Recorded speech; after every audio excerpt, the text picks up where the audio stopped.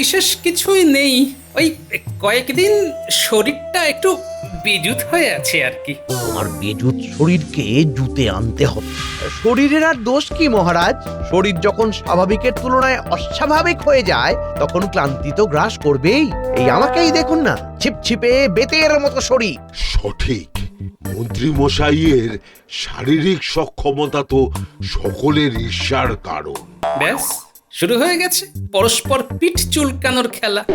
এরা পারেও বটে। আমি কতটা ফুরফুরে সেটা তো আপনি দেখতেই পাচ্ছেন মহারাজ। আমি হরিণের মতো দৌড়ই, নদীতে মাছের মতো সাঁতার কাটি, আকাশে পাখির মতন ওড়েন। হ্যাঁ পাখির মতো উড়ি। না আরে পাখির মতো উড়বো কি করে? আশ্চর্য, তোমার এই রসিকতা করাটা একটু ছাড়ো তো। হচ্ছে একটা দরকারি কথা, তার মধ্যে তুমি ফুট কেটে যাচ্ছ, কথা বলতে দিচ্ছ না, তার কেটে যাচ্ছে। কোথাকার তার মন্ত্রী মশাই? মাথার তার নিশ্চয়ই। মাথার তার আপনার বরাবরই কাটা। গোপাল, আমার মাথা নিয়ে কোনো কথা বলবে না বলে দিলাম। না না, আপনার মাথা নিয়ে আমার কোনো মাথা ব্যথা নেই। আমি আশা করব আমার শরীর নিয়েও আপনার কোনো মাথা ব্যথা থাকা উচিত নয় মন্ত্রী মশাই। আহা, তোমরা নিজেদের বাকযুদ্ধ বন্ধ করো। মহারাজ, আমি আপনার অনুমতি নিয়েই কয়েকটা কথা বলতে চাইছি। হ্যাঁ, অনুমতি দিলাম। মহারাজ, এই সভায় আমার মতো শারীরিক সক্ষমতা কারও নেই, এমনকি আমাদের সেনাপতিও সক্ষম নয়। মন্ত্রী মশাই, এটা কিরকম কথা হলো? হ্যাঁ, আমি সেনাপতি হয়েছি কেন? হ্যাঁ, সক্ষম বলে। মাঠে প্রমাণ দিতে পারবে যে তুমি আমার থেকেও সক্ষম? চলুন চলুন, খোলা ময়দানে শুরু হয়ে যাক অসি যুদ্ধ। হ্যাঁ, দেখবো কে কত সক্ষম। আহা, আরে চড়ছো কেন? অসি যুদ্ধে তোমার চেয়ে বড় এই ভূভারতে কেউ নেই, কিন্তু সক্ষমতা অন্য। চলো কাল আমরা আমাদের মধ্যে দৌড় প্রতিযোগিতা করি।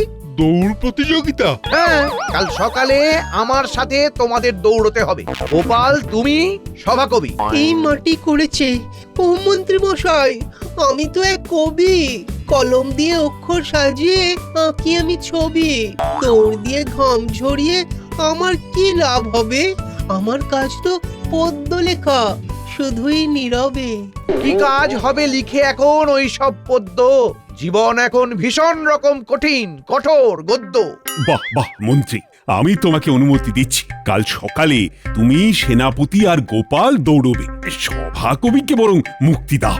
না মহারাজ, সভাকবিকেও লাগবে। আমার ইচ্ছা সবাই একদম চাবুকের মতো হবে। শুধু বয়সের কারণে পণ্ডিত, বিজ্ঞানী, রাজবৈদ্য আর রাজজ্যোতিষীকে ছাড় দিলাম।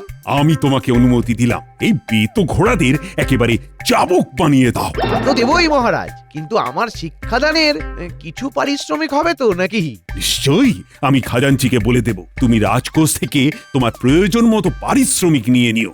যা, আশায় পড়ল ছাই, ঠাই নাই আর ঠাই নাই।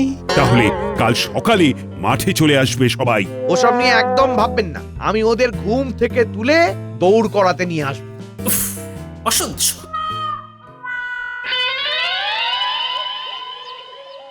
মনটা আজ বড় হালকা, ফুরফুরে লাগছে। কি এমন হলো যে মন একেবারে হালকা হয়ে গেল? এবারে গোপালকে জব্বর প্যাচে ফেলেছি। এবার বাচাদনকে আর ট্যাপও করতে হবে না। দেখো দেখো, আবার প্যাঁচে ফেলতে গিয়ে নিজে আবার প্যাঁচে পড়ে যেও না, তখন তোমাকে কুকু করতে হবে। আচ্ছা, তোমার মুখে কি কখনো ভালো কথা আসে না? তুমি যতবার মাথা খাটিয়ে বুদ্ধি বার করে গোপালকে শায়েস্তা করতে গেছো, ততবার তুমি গোপালের কাছে নাকানি চোবানি খেয়েছো। এই, আমি মিথ্যে বললাম? ইয়ে মানে যা পুরনো তা ভুলে যাওয়াই ভালো। আমি এখন বর্তমান আর ভবিষ্যৎ নিয়ে ভাবছি। শুধু ভাবছি না, হ্যাঁ, আমি একেবারে চোখের সামনে দেখতে পাচ্ছি। জানো, কাল থেকে গোপালের কি হাল হবে এটা ভেবেই আমি ভীষণ ভীষণ পুলকিত বোধ করছি। যেখানেই তাকাচ্ছি শুধু আনন্দ আর আনন্দ।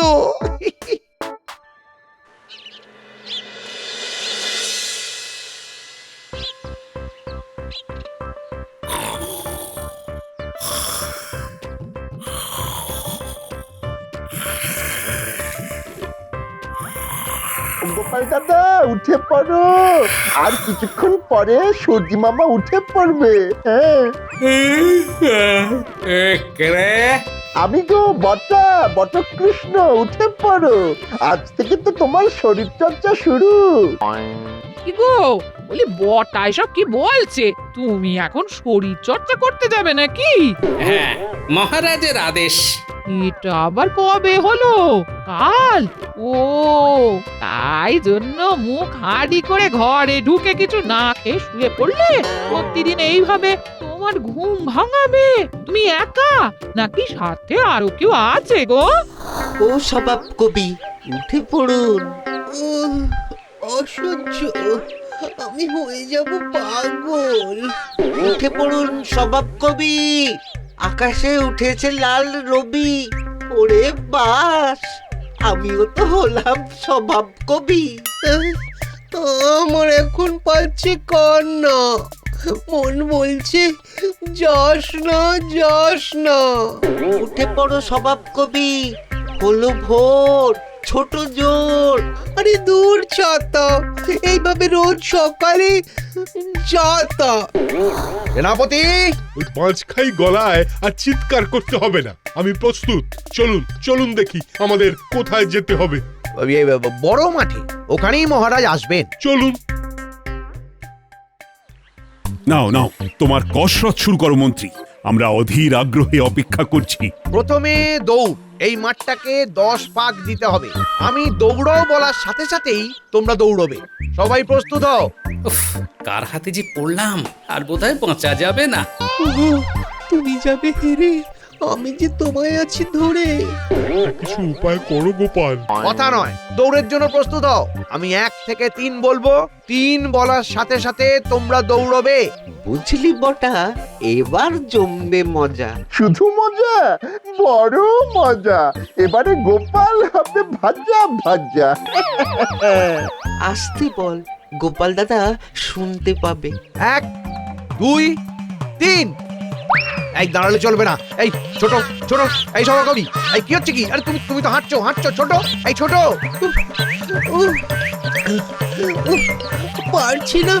পারছি না আর ছুটতে। ভাল লাগে না, দূর চাই। কাঁচা ঘুম ভেঙেছে বলে পাচ্ছে ঘুম, উঠছে হয়।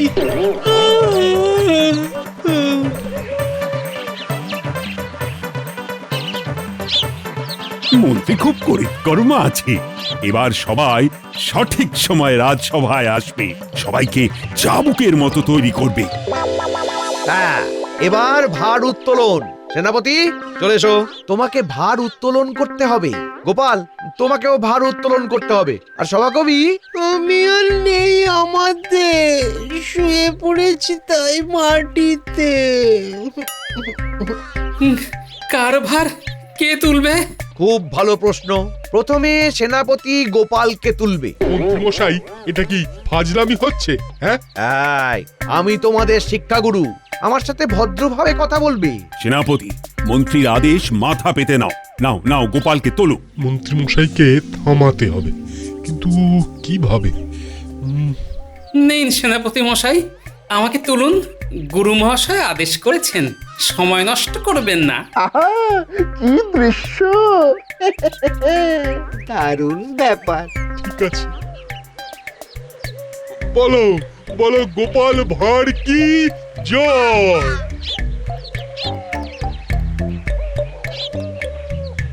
না, আমাদের সেনাপতির গায়ে জোর আছে। কি বলো মন্ত্রী? আগে হ্যাঁ মহারাজ।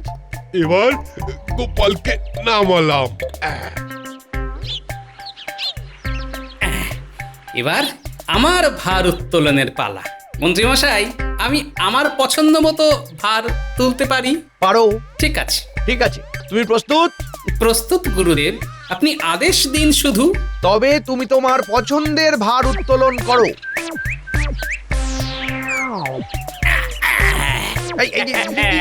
কথায় আছেন, গুরু হলেন সবার চেয়ে ভারী।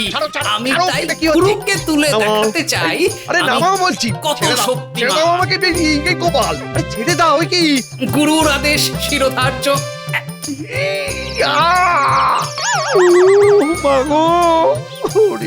আমার আর কিচ্ছু করার নেই গুরুদেব, আপনি আমাকে ছেড়ে দিতে বলেছেন।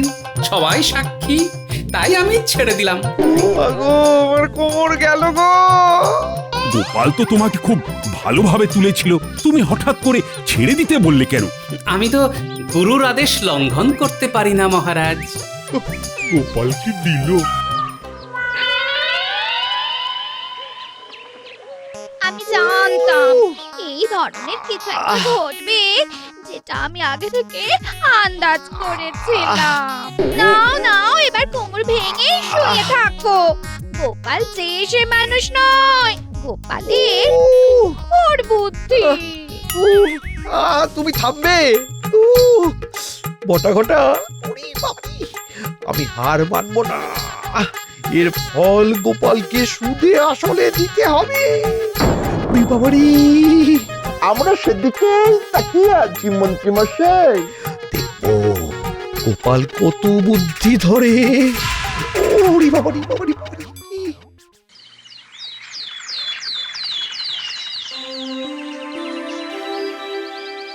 কি গো মন্ত্রী, একদিনেই তুমি কাবু হয়ে গেলে? না মহারাজ, আমাকে একটু বেকায়দায় ফেলেছিল গোপাল। যাকে এটুকু বুঝতে পারলাম যে গোপাল একদম লবঙ্গ লতিকার মতো চৌখস নয়। আমি একটা বিশেষ ব্যবস্থা নিয়েছি। কি শুনি? আগে যোগ ব্যায়াম। রাজসভার সবাইকে আমি যোগ ব্যায়াম শেখাবো। আমি যোগ ব্যায়ামে বিশেষ পারদর্শী। যোগ ব্যায়াম করলে শরীর একদম সুঠাম হয়ে যাবে, মনে ফুর্তি আসবে, কাজে মন আসবে। তাহলে কাল থেকেই কাজ শুরু করে দাও। তুমি রাজকোষ থেকে তোমার পারিশ্রমিক নিয়ে নেবে। আগে ঠিক আছে মহারাজ, তো আমি প্রত্যেকদিন নিয়ম করে মোহর সরিয়ে নিচ্ছি। উফ, মহারাজ যে কি শুরু করেছেন, ফালতু সময় নষ্ট করছেন। না, এর একটা বিহিত দরকার। কি গোপাল, চুপ করে কি ভাবছো? কাল থেকে তোমাদের যোগ ব্যায়াম। আচ্ছা মহারাজ, আমাদের ব্যায়াম করে কি হবে? আপনি ফালতু অর্থ নষ্ট করছেন। এই গোপালটা আমার পাকা ধানে মই দিতে আসছে। গোপাল, মহারাজ চান সবল সুঠাম সভাসদ, একদম আমার মতো সক্ষম পুরুষ। আমাকে দেখে তোমাদের উৎসাহ জাগে না? আশ্চর্য। না না গোপাল, রাজ আজ্ঞা, তোমাদের সবাইকে মানতে হবে। কাল থেকেই তাহলে শুরু হবে যোগ ব্যায়াম পর্ব। মহারাজ কি শুরু করেছেন? একবার ধাক্কা খেয়েও আপনার চোখ খুলেনি মহারাজ? দেখো মন্ত্রী যা করছে তা তো সবার ভালোর জন্য। সবাইকে সুস্থ সবল রাখতে হবে। বাহুবল ছাড়া তো গতি নেই। বুদ্ধি বলের ওপর আপনার ভরসা নেই তাহলে? শক্তি না থাকলে বুদ্ধি দিয়ে কিচ্ছু হবে না। বলো প্রহরী, কি সংবাদ? মহারাজ, খাজাঞ্চি মশাই আপনার সঙ্গে দেখা করতে চান। খাজাঞ্চি এখনো ঘরে যাননি? না মহারাজ, ওনাকে খুব উদ্বিগ্ন দেখাচ্ছে। উদ্বিগ্ন? ঠিক আছে, পাঠিয়ে দাও। খাজাঞ্চি উদ্বিগ্ন কেন?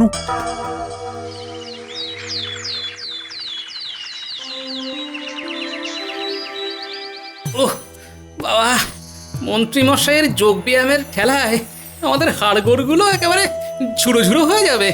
এর থেকে যে কবে মুক্তি পাবো কে জানে। মুক্তি নেই। আমার কোমর ভাঙার সুদে আসলে উসুল করব। দেখবো তোমার বুদ্ধির দূর কতটা। মহারাজ কোথায় গেল? দেখতে পাই না তো চোখে। গায়ে গতরে ভীষণ ব্যথা, মরছি তারই শোকে। রাজাধিরাজ কৃষ্ণচন্দ্র রায় মহাশয়ের জয় হোক।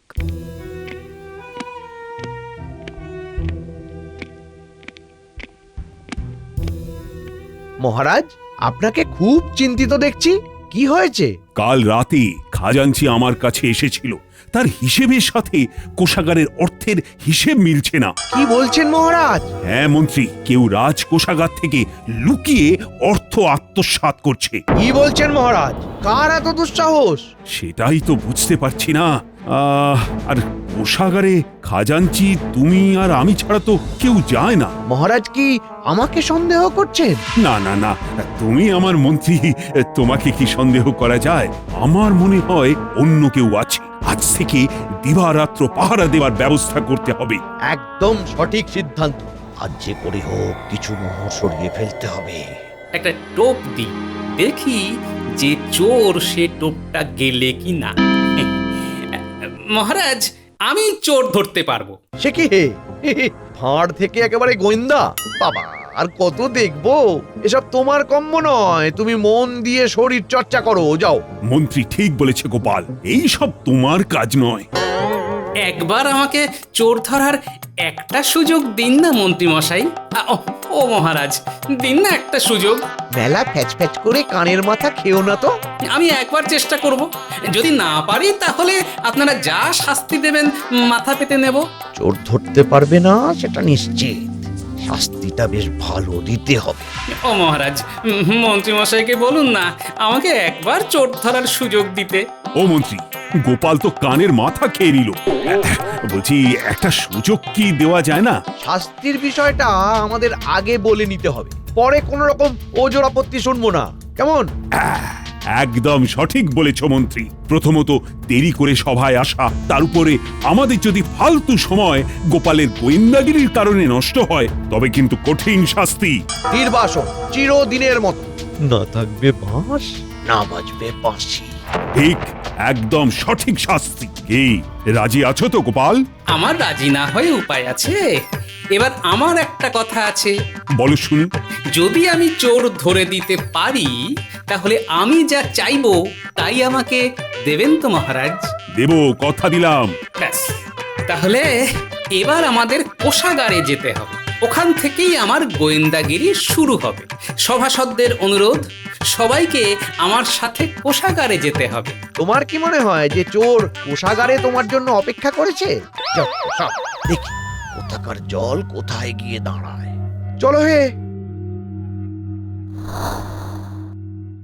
খাজাঞ্চি মশাই, সিন্দুকটা খুলুন। গোয়েন্দা গোপাল, খুঁজে দেখো চোর কোথায় লুকিয়ে আছে। কি ছেলে মানুষই করছো গোপাল, মিছি মিছি সময় নষ্ট। গোপালের যোগ ব্যায়াম করে মাথার একটু সমস্যা দেখা দিয়েছে। খাজাঞ্চি মশাই, কোষাগারের সব মশালগুলো নিভিয়ে দিন। কোষাগারের আলো নিভিয়ে দেবে কেন? অন্ধকারেই তো আলোর দেখা পাওয়া যায়। খাজাঞ্চি, গোপাল যা চাইছে সেটা করো, আলো নিভিয়ে দাও। দিচ্ছি মহারাজ, এক প্রহরে মশাল দুটো নিভিয়ে দাও। কি যে হচ্ছে বুঝতে পারছি না। না প্রহরী, এবার আবার মশালগুলো জ্বালিয়ে দাও।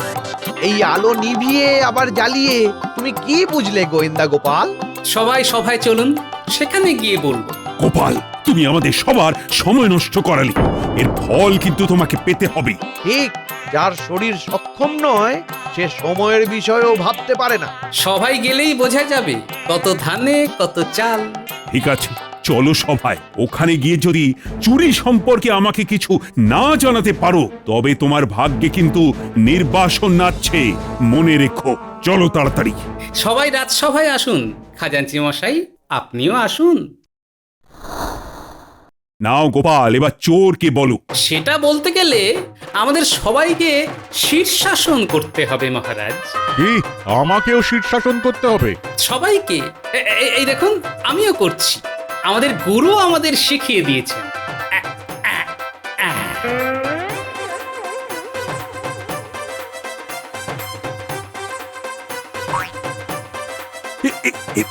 এসব কি হচ্ছে গোপাল? তুমি কি আমাদের সঙ্গে রসিকতা করছো? না মহারাজ, এবার জবনিকা পতন হবে। নিন মন্ত্রী মশাই, আপনিও শীর্ষাসন করুন।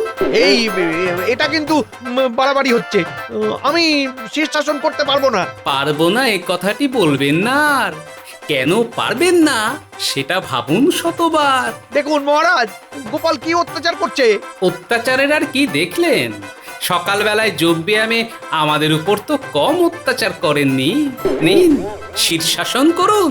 মহারাজ, কাঁদুনি গিয়ে লাভ নেই, শীর্ষাসনটা করেই ফেলো। অগত্যা।